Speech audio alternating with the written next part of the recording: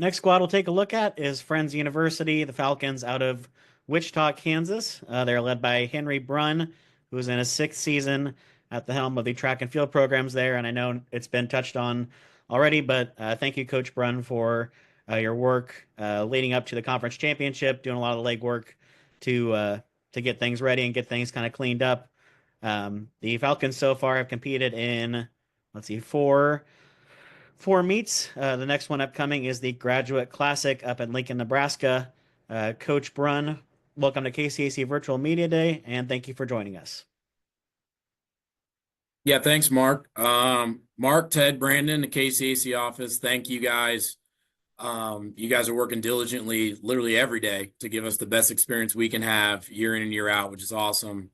Thanks to our admin here at Friends University, our president, Dr. Carey, and Dr. Ramsey, our AD, just giving me the freedom to build the team and develop and mentor these young adults the way that I know best, and continuing to build a team that can be a contender and be consistent every single year. And then thanks to the coaches here in the KCAC, just because I know you guys put up with a lot of emails and communication from me of just keeping us on top of what we need to be so that we can be sharp when it matters, specifically that conference championships, and just making sure we can represent ourselves really well at the national level. So thank you guys for kind of just being along for the ride with me and being able to give your input so we can be the best we can.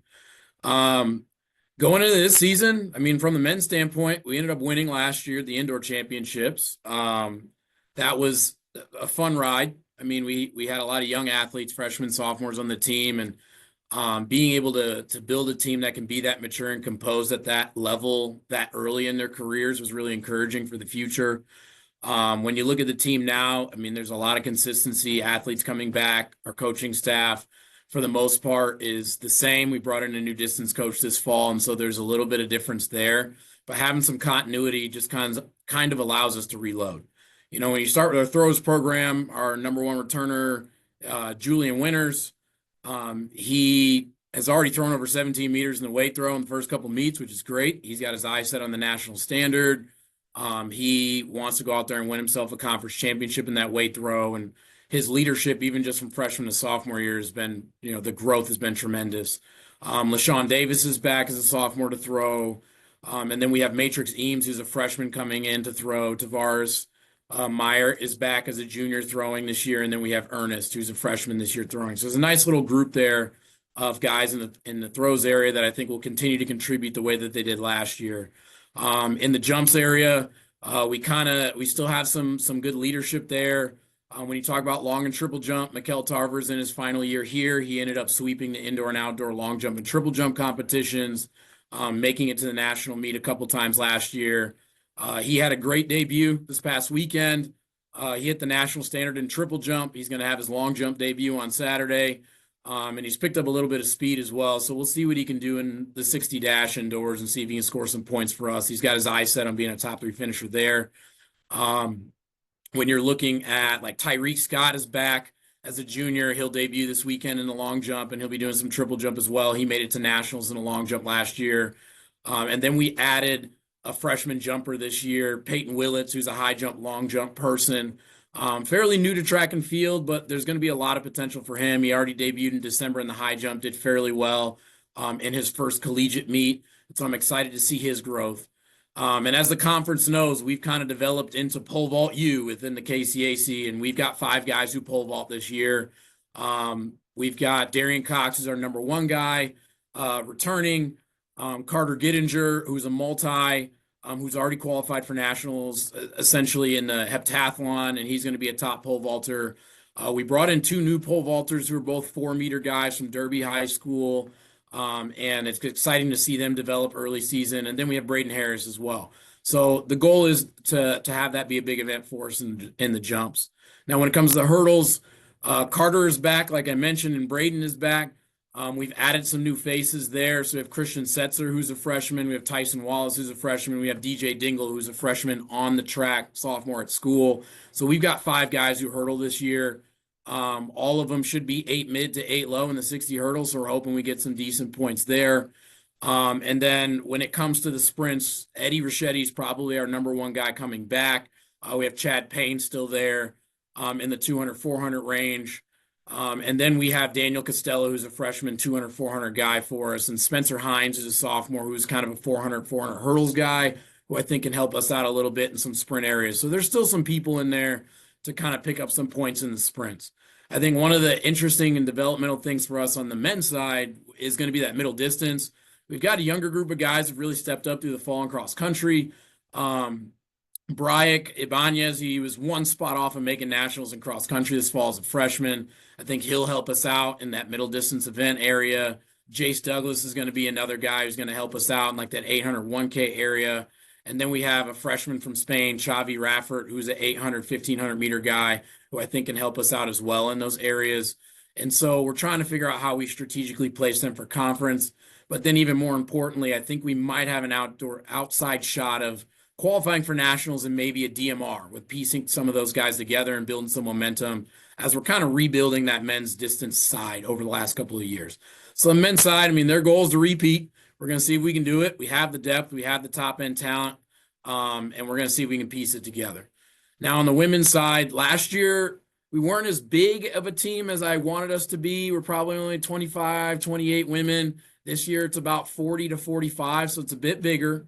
We finished top 3 in the indoor conference championships last year. We needed a boost. We needed some youth. We needed, more of a punch this year in some different areas. And so when you look at the throws, we have Abby Green coming back. She's one of the best throwers in the conference as a junior returning. And then I kind of built a team around her, got her 3 more new throwers for the year. So she's going to have a little group there that can contend for some points at the conference level, which is going to be exciting there. When it comes to the jumps, Anaya Walton, senior triple jumper, been to nationals 5 times. She's back for her final season. Anissa Shepard has stepped up tremendously from freshman year, sophomore year, and along a triple jump. So she's going to be helpful. Jada Perez is still here. Hayden Thompson, who's a sprinter jumper, should help us in the long jump areas. Tiara Namor is back as a sophomore. I think she can maybe squeak a point or 2 in the triple jump. So horizontal jumps, we've kind of got some people in there who can do some things. High jump, we still have Gabby Milan, and we still have Jada in the high jump, and they've been making some improvements from freshman to sophomore year. In the pole vault, we still have our dynamic duo of Aaliyah and Brenna, and then we've added 2 more with Ashlyn and Brianna. So now we have 4 female pole vaulters. So a little bit of depth there. Again, that pole vault U mentality. We want to have that depth because it's some area that we know we can capitalize on. And they've been doing okay to start the season. So jumps look pretty promising. Hurdles, we have Idion, who's a senior this year, and Gabby, who I mentioned earlier, and I think they both can do really well there. Gabby's been making some huge strides. She went 9:25 this past weekend. Last year, it took a couple meets to break 10 seconds. So she's actually made some huge improvements from freshman to sophomore year, which is great. So I'm excited to see that. Our sprints area is young. We brought in a lot of freshmen to be able to kind of fill some of those areas, and they're learning, growing, learning from doing well, learning from things they didn't do, whether it was over break or what that is, but we're learning and growing together. And so I'm kind of excited to see what that's going to end up looking like for us in a month here, and then even going into outdoors. Tina Ridge is back for her sophomore year, so I'm excited to see her debut this weekend in the 60. But then we have Valeria Crespo, who's a 60 runner, Rihanna Hill, who ran 7.9 in the 60 in December as a freshman, which is pretty exciting. And then Hayden Thompson, who I mentioned a little bit earlier, runs the 60 dash. That 200-meter group, I still got Kayla Petty. She's a senior this year. She's got great leadership. I think she can do some things for us. But then we have Janiyah Glass, who's from Maryland, great 200, 400 runner as a freshman this year. I think can do some things for us. Lydia Robinson, who I think can do some things for us as a 200-meter, 400-meter girl. So we've got some people there. We have Naomi Vager, who's a 200, 400 runner who just transferred in at semester from Pratt Community College. Sub 60-second 400 runner in her career so far. So there's some depth. And then we have a 400, 600 girl in Fien Molenberg. She's a freshman from the Netherlands. She's gone sub 60. She's gone 220 in the 800. So there's some depth there to see if we can do some things with that and stretch our sprint group a little bit and be competitive. And then our middle distance group, Grace Lee's improved a ton from last year to this year. So I'm excited to see what that looks like. Haley Roberson will be really good for us in that area. Gabrielle Schwabe is going to be good for us. And then we've got Katie again, the middle longer distance mile 3K runner from South Africa who maybe can help us out and some relays and different things. So we're trying to piece some things together to see if on the women's side we can keep creeping up that ladder to go from third to second and hopefully have a shot at winning a conference title this indoor season. We've got full teams like we tend to do. We're fully loaded, we're deep, and we're going to take the best shot we can to see if we can come home with some titles and then extend our season to see how many people we can get to go to Florida in March. Well, I don't see any questions coming in, Coach. I do have one on my end. You kind of mentioned on both the men's and women's side, rebuilding the running portion of your team, and just getting some younger people in there. I know the success of your program probably helps with recruiting, like you mentioned, third on the women's side, and then winning the men's side last year.